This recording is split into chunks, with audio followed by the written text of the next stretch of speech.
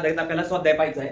पहिला प्रश्न आहे, ज्या समभुज त्रिकोणाची बाजू 12 सेंटीमीटर आहे त्या त्रिकोणाची उंची किती?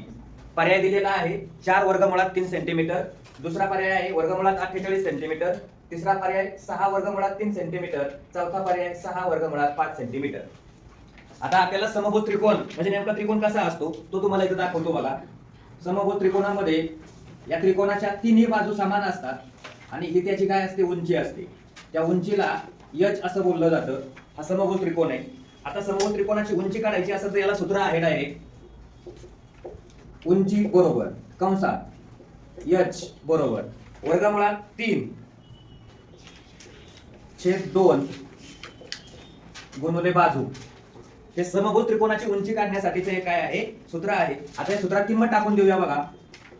वर्गमुळात 3 छेद 2 गुणिले बाजू किती दिलेली आहे 12। आता 2 न 12 ला भागता येईल आपल्याला बघा। बेसक 12 भागलं। आता राहिलं काय ते शोधायचंय आपल्याला उत्तर। हे बघा 6 वर्गमुळात 3 सेंटीमीटर, बाजू सेंटीमीटर मध्ये दिली आहे म्हणजे इथं उत्तर आपल्याला सेंटीमीटर मध्ये पाहिजे, म्हणजे पर्याय क्रमांक 3 हे याचं उत्तर आहे। हे झालं समभुज त्रिकोणाच्या बाबतीत।